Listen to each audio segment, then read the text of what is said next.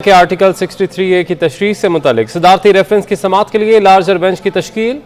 Justice काजी फायज ईसा ने larger bench की तश्कील पर तहफ़्फ़ुज़ात का इजहार किया है। जस्टिस काजी फायज ईसा ने बेंच की तश्कील पर चीफ जस्टिस पाकिस्तान को ख़त लिखा है। ख़त का मतन जानेंगे हमारे नुमाइंदे अमानत गशकोरी हमारे साथ मौजूद हैं। जी अमानत, बताएगा क्या कहा गया है इस खत में? जी, जस्टिस काजी फायज ईसा की जानिब से चीफ जस्टिस पाकिस्तान उमर अता बंदियाल को ये खत लिखा गया है और खत में तहफ़्फ़ुज़ात का इजहार किया गया है कि गुज़िश्ता रोज आर्टिकल 63A की तशरीह के लिए जो सदारती रेफरेंस दायर हुआ है उस पर जो लार्जर बेंच तश्कील दिया गया है उस पर सीनियर जजेस जो हैं उनको शामिल नहीं किया गया।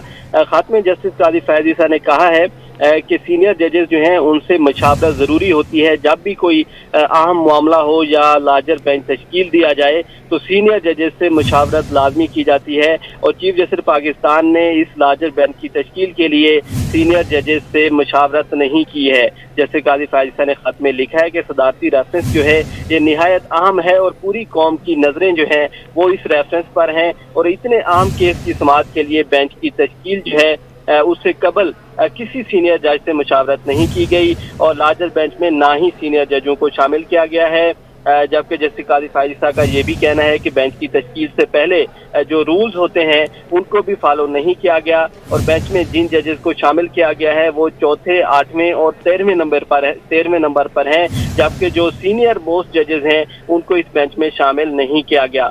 जस्टिस काजी फायज ईसा ने अपने खत की जो कॉपी है अटॉर्नी जनरल ऑफिस को भी भिजवाई है, सदर सुप्रीम कोर्ट बार को भी भेजी गई है, जबकि सुप्रीम कोर्ट के जजेस और जो एडवोकेट जनरल हैं सूबाई उनको भी भेजी गई हैं।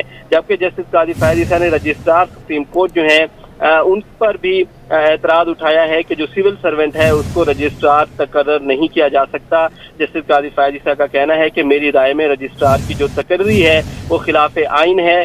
जस्टिस काजी फायज ईसा ने कहा कि ये खत लिखने से पहले मैंने बहुत सोचो विचार की और 2 मरतबा सोचा कि ये खत लिखूं या ना लिखूं। जबकि जैसे काजी फायज ईसा ने कहा है कि बार की दरख्वास्त और सदारती रेफरेंस जो है वो एक साथ समाअत के लिए मुकर्रर किए गए हैं, ताहम सुप्रीम कोर्ट बार की जो दरख्वास्त है और सदारती रेफरेंस जो है वो अलग अलग मामले हैं और उनको एक साथ नहीं सुना जा सकता। जैसे काजी फायज ईसा ने कहा कि सुप्रीम कोर्ट बार की जो दरख्वास्त है वो आर्टिकल 184(3) के तहत दायर की गई है, जबकि सदारती रेफरेंस जो है वो मुशावरती दायरा अख्तियार है। और जैसे काजी फायज ईसा ने ये खत जो है गुज़िश्ता रात जो है चीफ जस्टिस पाकिस्तान उमर अता बंदियाल को तहरीर किया था। ठीक है अमानत गशकोरी, आपने हमें अपडेट किया इस हवाले से, बहुत शुक्रिया आपका। सुप्रीम कोर्ट के जस्टिस काजी मोहम्मद अमीन अहमद की रिटायरमेंट में सिर्फ 1 रोज़ बाकी रह गया। पंजाब में ताल्लुक़ रखने वाले जस्टिस काजी मोहम्मद अमीन अहमद 25 मार्च को रिटायर हो जाएंगे। सुप्रीम कोर्ट में जजेस की खाली असामियों की तादाद 2 हो जाएगी। मज़ीद बात करेंगे हमारे नुमाइंदे मलिक अशरफ से। जी मलिक अशरफ, बताएगा। जी बिल्कुल, पंजाब से तल्लुक़ रखने वाले जो सुप्रीम कोर्ट के जस्टिस काजी मोहम्मद अमीन अहमद है वो 25 मार्च को रिटायर हो जाएंगे और उनकी रिटायरमेंट के बाद सुप्रीम कोर्ट में जजेस की खाली असामियों की तादाद जो है वो बढ़कर 2 हो जाएगी। सुप्रीम कोर्ट के मजीद 3 जजेस भी मजीद रिटायर होंगे इसी साल में, जिसके मुताबिक 65 साल की उम्र पूरी होने पे जस्टिस काजी मोहम्मद अमीन जो है वो 25 मार्च को रिटायर होंगे। इसी तरह जस्टिस मकबूल बाकर जो है वो 4 अप्रैल को, जस्टिस नजर आलम खान मंदोखेल जो है वो 13 जुलाई को रिटायर होंगे और सुप्रीम कोर्ट के जस्टिस सज्जाद अली शाह 13 अगस्त को रिटायर हो जाएंगे।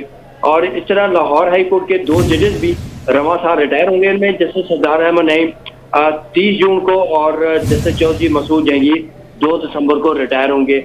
और जिसके बाद लाहौर हाई कोर्ट में जो जजेस इस वक्त खाली असामियां हैं वो 13 उनकी तादाद है और ये 2 मजीद जजेस रिटायर होने के बाद लाहौर हाई कोर्ट में खाली जजेस की असामियों की तादाद। ठीक है मलिक अशरफ, आपने अपडेट किया, बहुत शुक्रिया आपका। खबरें होंगी और भी मगर इस ब्रेक के बाद। Welcome back. ब्रेक के बाद आपको बताएं कि गवर्नर सिंध ने मीडिया से गुफ्तगू करते हुए कहा कि वफाकी हुकूमत अपनी मुद्दत पूरी करेगी, मुस्तकबिल के मंसूबे पूरे होंगे और अगला साल बेहतर होगा। उनका मजीद कहना था कि आजकल ज़मीर के जागने का सीज़न है, ज़मीर सीज़न में जागते हैं, अपोजिशन इनको सब्ज़ बाग दिखा रही है। उन्होंने मजीद क्या कहा, आइए देखते हैं। के साथ आपसे ये कह सकता हूँ कि हम अपना टेन्योर पूरा करेंगे इंशाल्लाह और जो फ्यूचर के मंसूबे हैं जो चल रहे हैं, जो इस वक्त जारी हैं या मज़ीद आने हैं, वो इंशाल्लाह इससे मैंने आपसे ये कहा मज़ार कायद पे खड़े होकर कि हर साल हम कोशिश करते हैं कि अगला साल इससे बेहतर हो।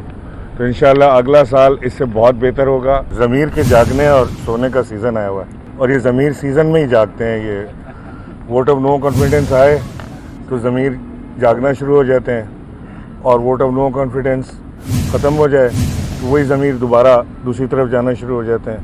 कोशिशें दोनों तरफ से हो रही हैं। अपोजिशन इस वक्त जो है सब्ज़ बाग।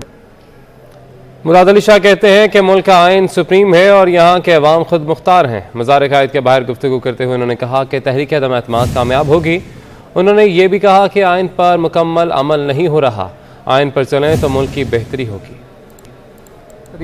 मेरा सिर्फ एक ही इस कामयाब, जैसे मेरा आपने पूछा तो मैं तो कह रहा हूँ बिल्कुल कामयाब होगी, लेकिन एक ही दरख्वास्त हर एक से है कि इस मुल्क का आइन सुप्रीम है। आइन के तहत जो तरीक़ाकार है उसको अपनाया जाए। हमारा ये ख्याल है कि आइन को मुकम्मल तौर पे उस पर अमल दरामद नहीं किया जा रहा। आइन के अंदर लिखा है तो 25 से आप न्यूज़ स्टूडियो से फिल वक्त इतना ही। किसी भी खबर की तफसील के लिए विजिट कीजिए 24newshd.tv।